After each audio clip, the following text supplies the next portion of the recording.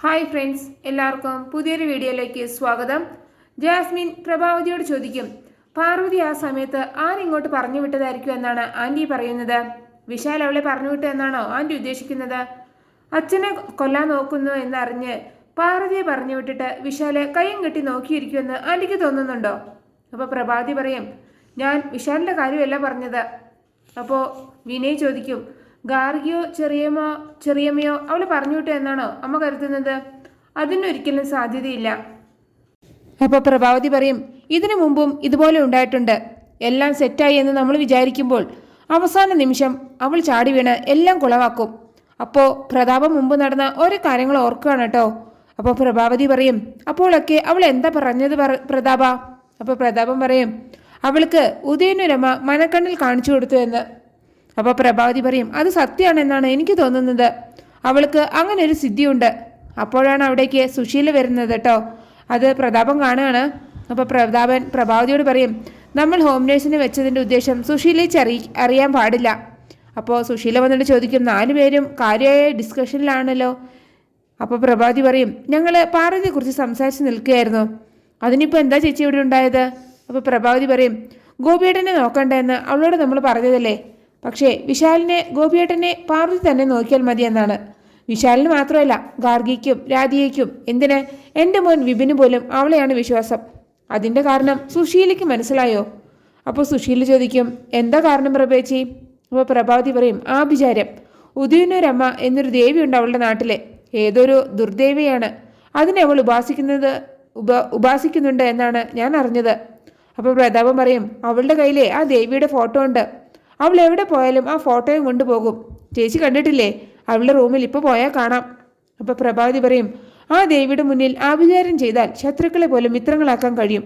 അതുകൊണ്ടാണ് വിശാലിനും ഗാർഗിക്കും രാധികയ്ക്കും ഒക്കെ അവളോട് ഇഷ്ടം തോന്നുന്നത്. നമ്മൾ 5 പേരുടെയും മനസ്സ് ശുദ്ധി ആയതുകൊണ്ടാണ് അവളുടെ ആഭിചാര്യമൊന്നും നമ്മുടെ അടുത്ത് ഏൽക്കാതെ പോയത്. അപ്പോൾ പ്രതാപം പറയും, ഗോപിയളയിന് സ്ട്രോക്ക് വന്നത് അങ്ങനെയാണ് എന്നാണ് എനിക്ക് തോന്നുന്നത്. അങ്ങനെയെങ്കിൽ ആ ദേവി ഈ വീട്ടിൽ നിന്ന് പോകണം. എങ്കിൽ മാത്രമേ ഗോപിയളയൻ എഴുന്നേറ്റ് നടക്കൂ. അപ്പോൾ സുശീല ചോദിക്കും, അതിന് നമ്മൾ എന്താ ചെയ്യേണ്ടത്?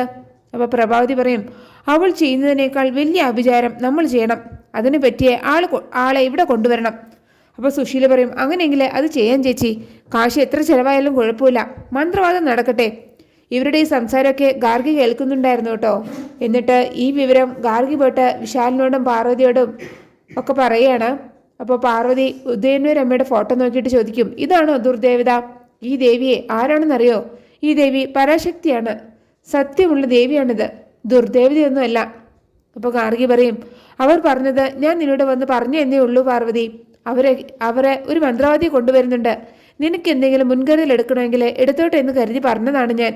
അപ്പോൾ പാർവതി ചോദിക്കും, ഞാൻ എന്ത് മുൻകരുതൽ എടുക്കാനാണ്? എനിക്കതൊന്നും അറിയില്ല. അപ്പോൾ വിശാല് പറയും, നിങ്ങൾ ഈ പറയുന്നതൊന്നും എനിക്ക് മനസ്സിലാവുന്നില്ല. ഇപ്പോൾ ഇങ്ങനെയൊരു മന്ത്രവാദത്തിൻ്റെ കാര്യം എന്താണെന്നാണ് എനിക്ക് മനസ്സിലാവാത്തത്. അപ്പോൾ ഗാർഗി പറയും, പാർവതി വിശ്വസിക്കുന്ന ഉദയനൂരമ്മയുടെ സാന്നിധ്യം ഇവിടെ നിന്ന് ഇല്ലാതാകണം. അതാണ് അവരുടെ ഉദ്ദേശം. അപ്പോൾ വിശാല് പറയും, ഈ വീട്ടിൽ എന്തൊക്കെയായി നടക്കുന്നത്? വിശ്വാസമൊക്കെ ആവാം, പക്ഷേ അതൊന്നും അതിലടക്കാൻ പാടില്ല. അപ്പോൾ ഗാർഗി പറയും, ഇങ്ങനെ മിണ്ടാതിരുന്നിട്ട് ഒരു കാര്യമില്ല പാർവതി. നാളെ നടക്കാൻ പോകുന്ന മന്ത്രവാദത്തെ തടയാനുള്ള എന്തെങ്കിലും ഒരു വഴി നോക്കണം നീയെ. അപ്പോൾ വിശാല് പറയും, ഈ വിഷയങ്ങളൊന്നും എനിക്ക് ഒട്ടും പിടിയില്ലാത്തതാണ്. മന്ത്രവാദി വന്നാൽ പ്രശ്നമാകുമെങ്കിൽ ഗാർഗി പറഞ്ഞതുപോലെ നീ മുൻകരുതലെടുക്കണം. അതിന് എന്താ വേണ്ടതെന്ന് പാർവതി പറഞ്ഞാൽ മതി. അപ്പോൾ പാർവതി പറയും, ദുർമന്ത്രവാദിയായിരിക്കും അവർ കൊണ്ടുവരുന്നത്. മോശം കർമ്മങ്ങൾ ചെയ്താൽ ഈ വീട് മലിനമാകും. ശുദ്ധിയുള്ള സ്ഥലത്ത് മാത്രമേ ദൈവങ്ങൾ കുടികൊള്ളൂ. അപ്പോൾ ഗാർഗി ചോദിക്കും, കുഴപ്പമാണ് എന്നാണോ നീ പറയുന്നത്? അപ്പോൾ പാർവതി പറയും, അതെ, വലിയ കുഴപ്പമാണ്. ചേട്ട കയറി വന്നാലേ ലക്ഷ്മി ദേവി ഇവിടുന്ന് ഇറങ്ങിപ്പോകും. ദുർമന്ത്രവാദികൾ ദുർമൂർത്തികളെയാണ് ഉപാസിക്കുന്നത്. അവരുടെ ഉപാസന മൂർത്തികളെ ഇവിടെ കൊണ്ടുവരാൻ മദ്യവും മാംസവും ചിലപ്പോൾ ചോര വരെ ചോദിക്കും. ഇത് കേൾക്കുമ്പോൾ ഗാർഗിക്ക് പേടിയാവണം കേട്ടോ. അപ്പോൾ പാർവതി പറയും, അങ്ങനെ സംഭവിച്ചാൽ ഈ വീട് മുഴുവൻ അശുദ്ധമാകും. ആ നിമിഷം ഉദയനൂരമ്മ ഇവിടെ നിന്ന് ഇറങ്ങിപ്പോകും. പിന്നെ എനിക്ക് നടക്കാൻ പോകുന്ന കാര്യങ്ങൾ മുൻകൂട്ടി കാണാൻ കഴിഞ്ഞെന്ന് വരില്ല. വരാൻ പോകുന്ന അപകടത്തിൽ നിന്ന് അന്നത്തെ പോലെ വിശാൽ സാറിനെ എനിക്ക് രക്ഷിക്കാൻ പറ്റിയെന്നും വരില്ല. അപ്പോൾ ഗാർഗി പറയും, അങ്ങനെയെങ്കിൽ ആ മന്ത്രവാദി ഇവിടെ കാലുകുത്താൻ പാടില്ല. എങ്ങനെയെങ്കിലും അത് ബ്രോ തടയണം. അപ്പോൾ പാർവതി പറയും, മന്ത്രവാദിയെ തടഞ്ഞതുകൊണ്ടൊന്നും പ്രയോജനമില്ല ഗാർഗി. ഇവിടെ വരാതെ തന്നെ ദുർമന്ത്രവാദം ചെയ്യാൻ അവർക്ക് കഴിയും. കൂടോത്ര എന്നാണ് അതിന് പറയുന്നത്. അപ്പോൾ വിശാൽ പറയും, നീ പേടിക്കേണ്ട പാർവതി, നീ ഒന്ന് ആലോചിച്ച് നോക്ക്, എന്നിട്ട് എന്താണ് പോംവഴിയെന്ന് ഞങ്ങളോട് പറഞ്ഞാൽ മതി. നീ തോൽക്കാൻ ഞങ്ങൾ സമ്മതിക്കില്ല. അപ്പോൾ ഗാർഗി പറയും, നീ ഈ വിശാൽ ബ്രോ പറഞ്ഞത് കേട്ടില്ലേ, നീ സ്വസ്ഥമായിട്ടൊന്ന് ആലോചിക്കേ എന്ന് പറഞ്ഞിട്ട് ഗാർഗിയും വിശാലും കൂടെ അവിടെ നിന്ന് പോവുകയാണ്. അപ്പോൾ അവിടേക്ക് ഗായത്രമ്മ വരികയാണ് കേട്ടോ. എന്നിട്ട് ഗായത്രമ്മ പാർവതിയോട് പറയും, മറ്റുള്ളവർ മനസ്സിൽ കാണുന്ന കാര്യങ്ങൾ മനക്കണ്ണിൽ കാണുന്ന നിന്റെ കഴിവായിരുന്നു എൻ്റെ ധൈര്യം മോളെ.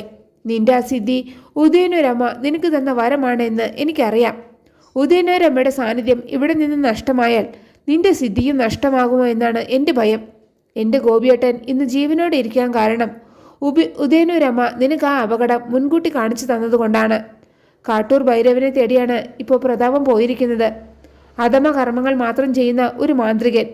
അയാളുടെ ഉപാസനമൂർത്തികളെ 1 അല്ല 5 നിന്നെയും അയാൾ അപായപ്പെടുത്തിയേക്കാം. മോള് സൂക്ഷിക്കണം. അപ്പോൾ പാർവതി ചോദിക്കും, ഇതിൽ നിന്ന് രക്ഷപ്പെടാൻ എന്തെങ്കിലും ഒരു വഴിയുണ്ടോ ഗായത്രിയമ്മേ? അപ്പോൾ ഗായത്രിയമ്മ പറയും, നിന്നെ രക്ഷിക്കാൻ ഉദയനൂരമ്മയ്ക്ക് കഴിയും. ഭയമല്ല, ഇപ്പോൾ വിശ്വാസമാണ് വേണ്ടത്. ആത്മവിശ്വാസം. ഒന്നും സംഭവിക്കില്ല എന്ന് നീ മനസ്സിനെ പറഞ്ഞ് പഠിപ്പിക്കണം എന്നൊക്കെ പറഞ്ഞിട്ട് ഗായത്രിയമ്മ അവിടെ നിന്ന് പോവുകയാണ് കേട്ടോ. പിന്നെ പിറ്റേ ദിവസം മന്ത്രവാദം തുടങ്ങിയാണ്.